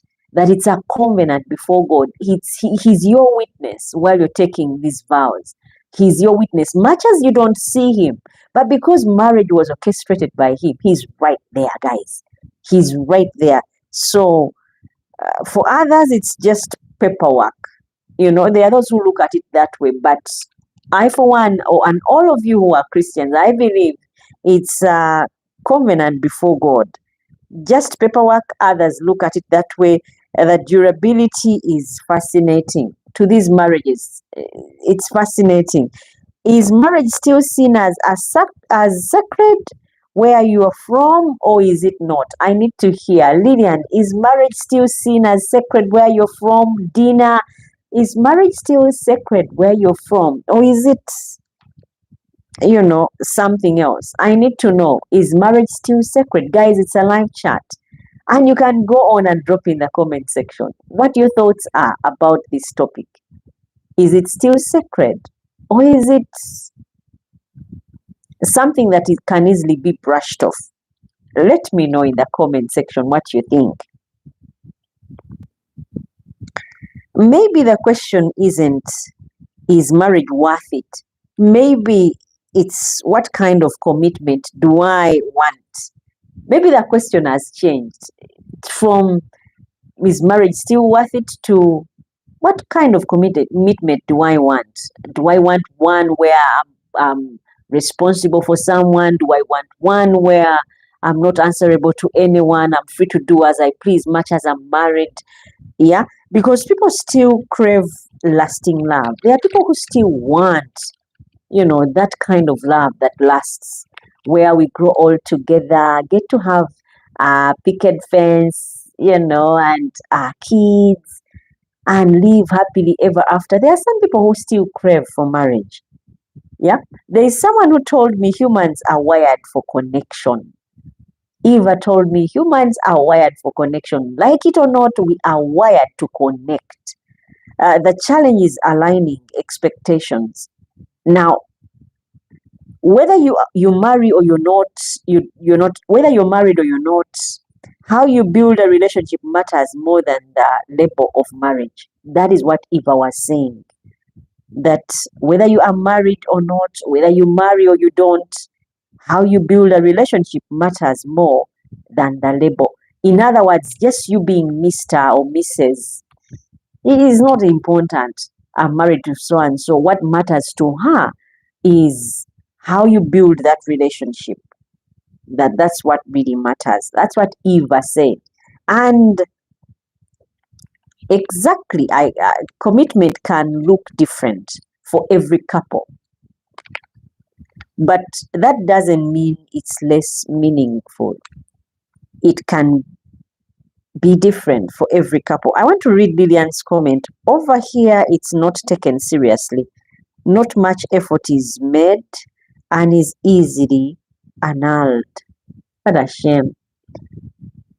Can you imagine? You can easily, I don't know where Lillian is, and I'm assuming it's in the Western culture, because really that's where things have gone off. Like I said, countries like Nigeria, India, my friend, I know even in Uganda, there is a lady who got married and the man brought so many things as dowry and brought them to their father's house, and then got there and I think found out some things about the man that were not good. But the man had already bought a car for the father, a car for the mother, given them land titles. They had probably never dreamt of having another piece of land. And there was the man marrying their daughter and bringing all these things. And so when she got there and found out that there were things about the man she didn't like, she decided to go back home and tell the father, I'm done. And the father said, you can never leave that man. And the girl was like, you don't love me anymore, Dad. And he said, well, I do, but you need to go back to your husband. You don't have any more place in my house. You are a married woman, go back to your man. Do you know why the man said that? Because they had paid dowry and they had given him that car and he was not willing to give it back. They had given them those land titles and they had not even started asking the son-in-law for money to build and develop those lands, and really the daughter was running away. So they were sending her back not because they wanted her back there or she was in a good marriage, but because they wanted the financial value out of it. Now, Lillian, what you said, that over here it's not taken seriously, here it is taken seriously. Not much, he says, not much effort is made and is easily annulled. But it's bad that we have come to that. Really, marriage is sacred, guys. And Dina says, here people don't marry because parents see their children as liabilities. Dina, you need to shed light on that one. I need to hear what you mean by this. Because you're saying that people don't marry because parents see their children as liabilities. I don't know how that is and why that is. Let me know what you meant by that. Otherwise, Lillian says, no dowry required over here. Can you imagine? That is why is in Uganda we have a saying, is a come, is a go. What you get easily, you can easily lose. Now you guys don't do dowry. No wonder you can, marry and jump out, and there's nothing. I there's a person that I know who got married and had 5 kids and then left the wife after having 5 kids. But while they were married, they suffered a lot financially. The man was not making ends meet, and the woman was a total dependent on the man.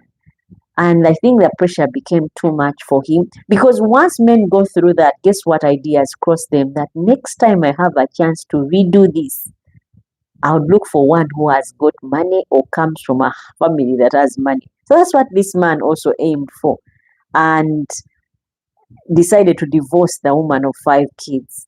And the woman said, I'll never give you divorce. So in Uganda, and to date, they've been separated for I don't know how many years.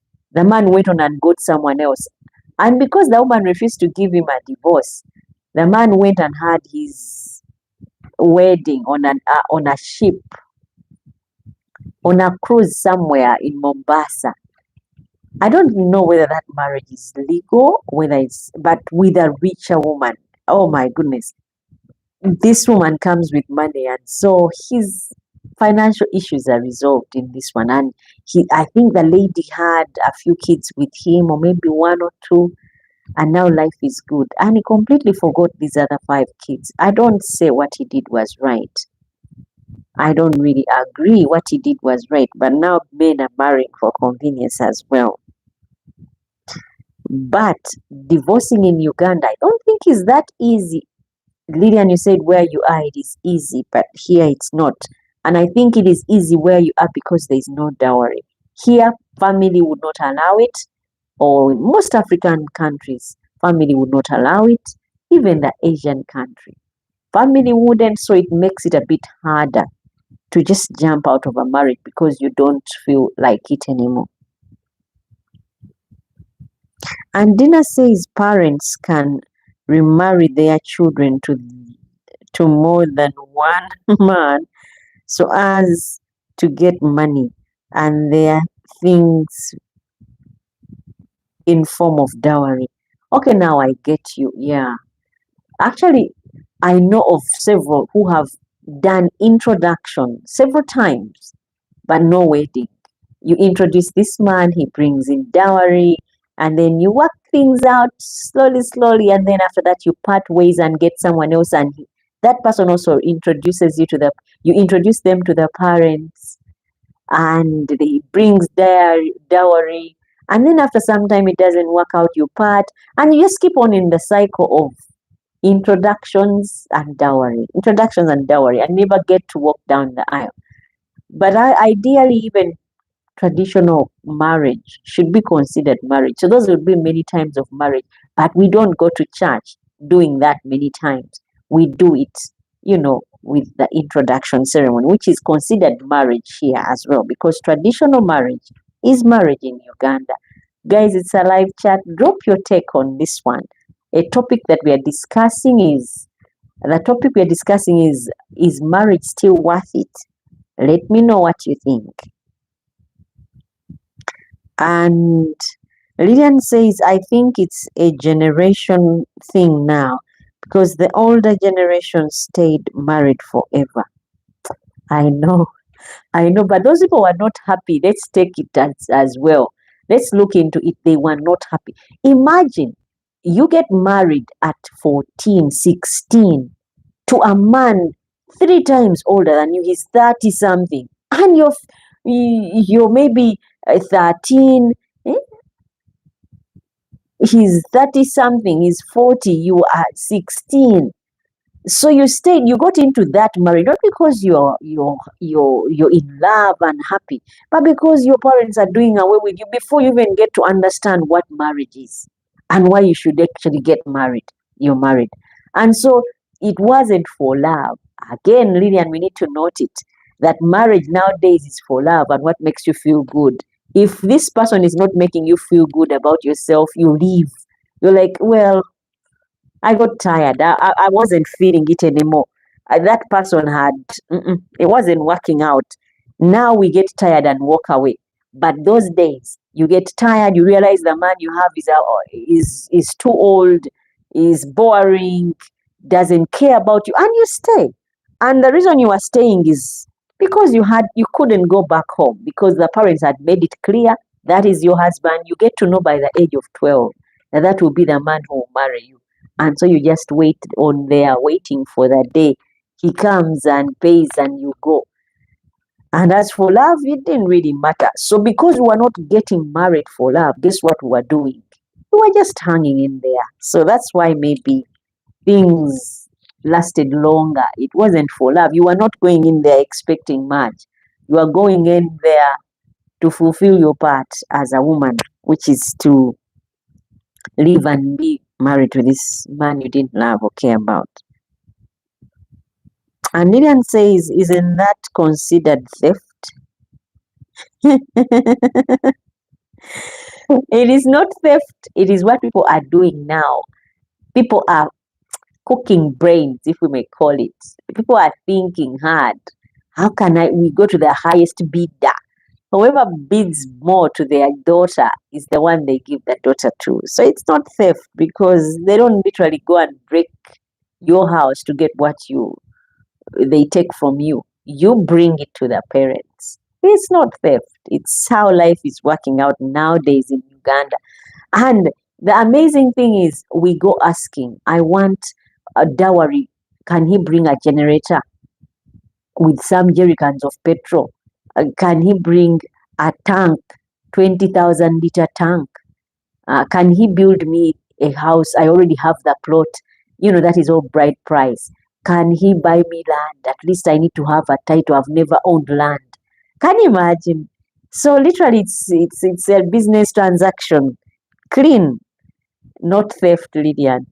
Where you are, it's considered theft. Here, it is business. I give you my daughter, you give me what you have. And so my daughter gets to take whatever you have to throw at or give to her. I will ask, commitment can look different for every couple, but that doesn't mean it's less meaningful. There are some people who are committed in a relationship, but, it looks different with them. It looks like they are not even in it. They don't really love each other, but they do love each other. So commitment can look different for every couple, but that doesn't mean it's less meaningful. It could be we met and we meet once in a while, but we are committed. Lillian says, but if the woman agrees to introduce the man, then when does she look around for another man? Now, this is what happens. You get married to this man, or this man introduce this man to your parents, and after the introduction, the parents give you a leeway to go and stay with this man. And while you are with this man, they keep on asking, is he treating you well? Is he nice? Can he provide? Is he taking good care of you? And then you give the report, no.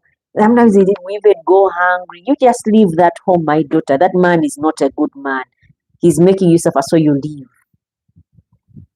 and go back to your parents' home and stay there for some time. And the man moves on, you move on. But again, in between there are fights because misunderstandings between you and your family, him and your family, or you and his family, things come up like, relationships of people who don't grow up together.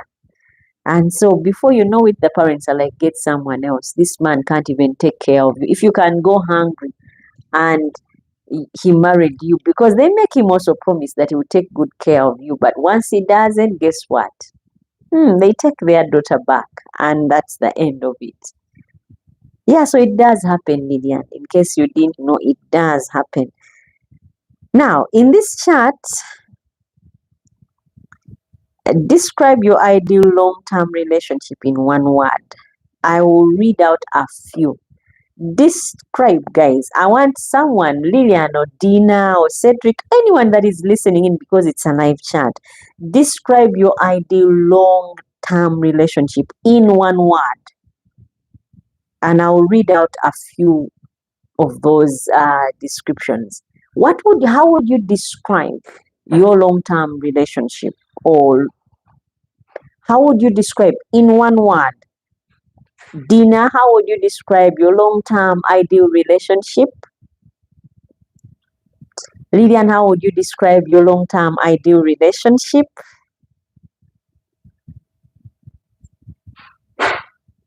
Lillian says, but if the woman agrees to introduce the man,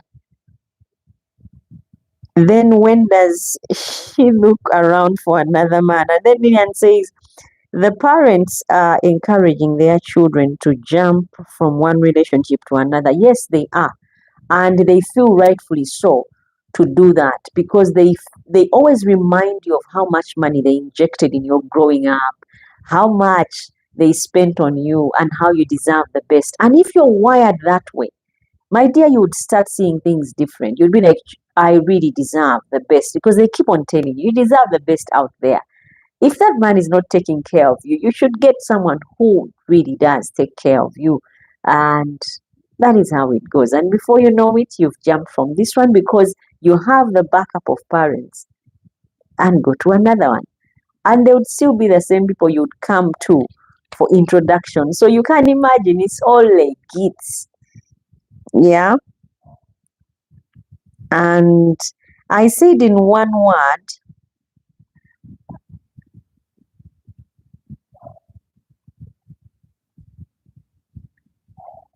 describe your ideal long-term relationship in one word. And I said I would read out a few. So Cedric says fulfilling. Wow, lucky you.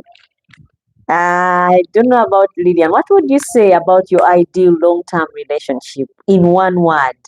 Also, you, Dina, Shaboya, if you're on there, Nabawanduka, if you're still on. In one word, guys, it's a live chat. I just need to hear in one word. How would you describe your long-term ideal relationship in one word? Cedric says fulfilling. I get to hear from Dina. I'm yet to hear from Lillian, Nabawanka, Shaboya, Jasper. I need to hear from you guys. It's a live chat. In one word, how would you describe your long-term ideal relationship? In one word, how would you describe your long-term ideal relationship as we wrap up? So is marriage still worth it today? There is no one size fits all answer. I would say there is no one size fits all answer, because for some it's a sacred bond. Yeah. For others it's outdated. You can imagine. What matters most is that your relationship aligns with your values. If your relationship does not align with your values, it will fail. Like it or not, it will fail. There are men that I've talked to that have said, I want a woman who can cook, clean, and take care of her home. Cook, clean, and take care of the man, actually. There are men who are like that. And there are those who have said, I don't want my lady to touch or even go to the kitchen and smell like onions. I want mine to come from work to the bathroom, bedroom, and dining, and that's it. So everyone has their own preference.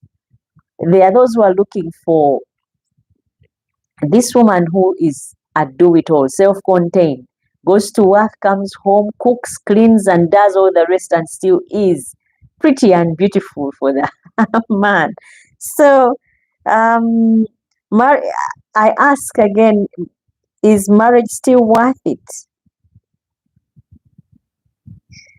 Lillian says respectfulness. That is the one word Lillian would say of the ideal long-term relationship. And Dina says peace. Wow, you ladies are powerful. Thank you for sharing. So I ask, for some, it's a sacred bond. Marriage is still a sacred bond for some. Others, it's outdated. What matters is that your relationship aligns with your values. If you are watching this live on or on a replay, drop a like if you've liked the topic of discussion today, and share your thoughts in the comments, and don't forget to subscribe. Next week's topic is what is on now. I would want to hear from you what you would want us to discuss as next week's topic. I would give a few pointers on the topics that I thought we would look at, and let me know what you think, which one would be the best for our Friday, next Friday, God willing.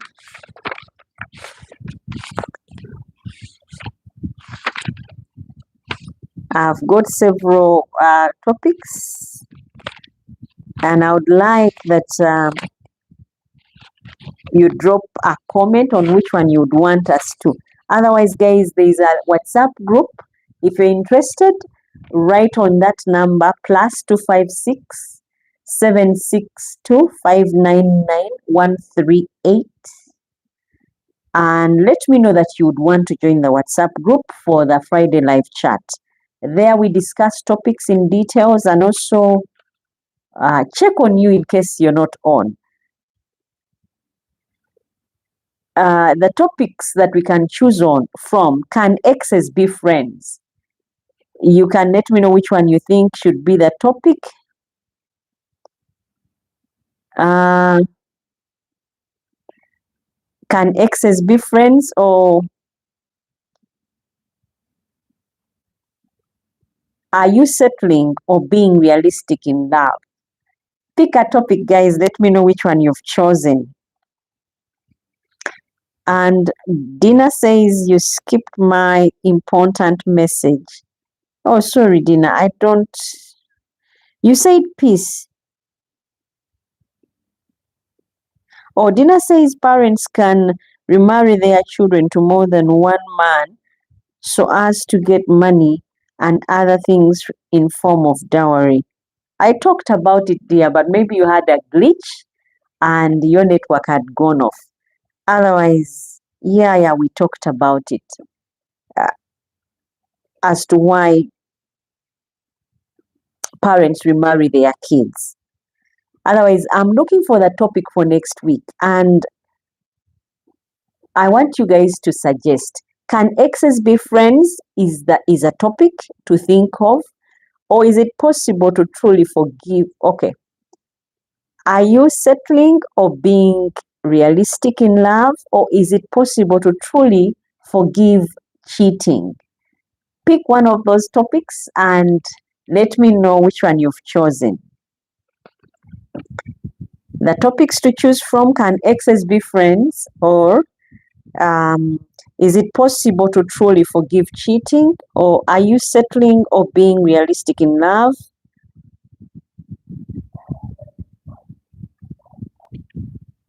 I need to know which one, guys, you think should be the topic of discussion for next week. The topics to pick from: can exes be friends, or is it possible to truly forgive cheating?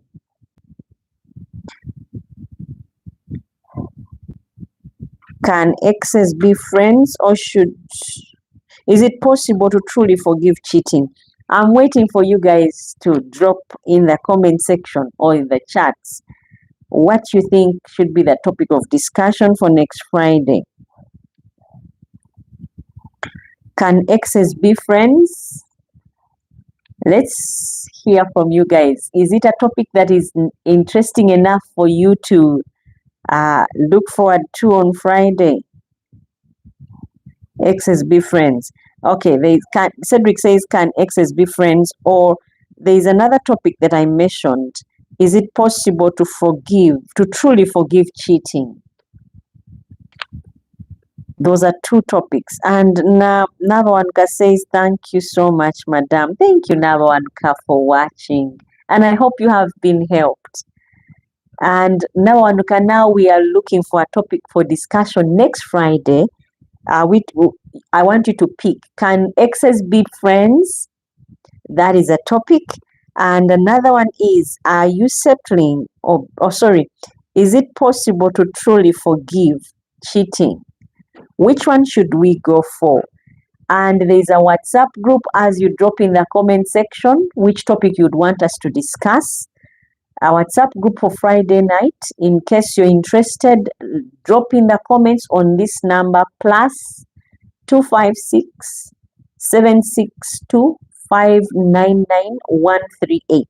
On that number, drop in the comment section that you'd want to join the WhatsApp group, and I'll add you there straight away. There we discussed in depth about the topics of discussion, and also there would be able to discuss ideas of which one would be our guest and the way forward to this podcast. So you go ahead, if you're interested in joining, drop me a comment on +256 762 599 138. And if you want to join, I'll be able to add you. Otherwise, the topic of discussion for Friday, we have two topics. We pick one. One is, can exes be friends? And another one is it possible to truly forgive cheating? I'm waiting for you guys to pick one of those topics before we sign off. Which topic are you going for next Friday? Can exes be friends? Or is it possible to truly forgive cheating? I'm waiting on you guys to crown this off by picking a topic for discussion on Friday next week. Can exes be friends, or is it possible to truly forgive cheating? Which one is best suiting for Friday night next week? Let me know in the comment section. And if we sign off and you've not yet dropped your suggestion, don't forget to drop it in the WhatsApp group if you are interested, and let me know who is interested in joining the group, and we will add you there. Otherwise, thanks for being part of this powerful conversation, guys. Until next time, love hard, think deep, and stay alive. It is not easy. Lillian says, I will go with Cedric's choice, which is, can exes be friends? Wow. And I need to note it. Can exes be friends? Looks like that has taken the vote today. Can exes be friends? I don't know what Dina was going for, because there was, can exes be friends, or is it possible to truly forgive cheating? Lillian went for Cedric's choice. So far those are two votes, which means that is likely to be the topic of discussion next Friday.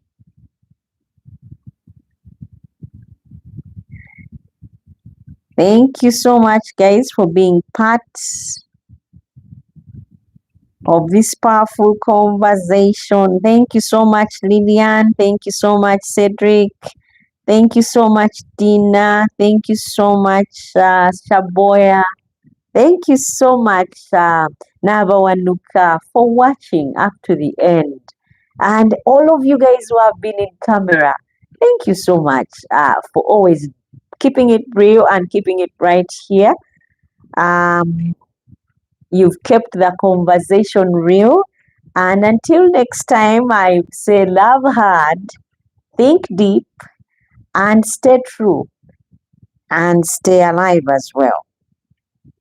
Until next time, guys, I would love to say bye-bye from here. And Lillian says, good night, everyone, and God bless you. Good night, Lillian. I'm wondering what happened to Rogers. I should be having his number, and checking on him. But he suggested the WhatsApp group and he's not been on. I think something is really up. Rogers has always been on from get-go. I don't know. Maybe Lillian, you came on and decided he goes off. I don't, I don't know. But whatever the case, we'll get to the root of it. Rogers has been missing and I'm praying he's okay. Otherwise, guys, until next time, when we do yet another live chat on Friday, bye bye, guys, and good night. Stay blessed and God keep you.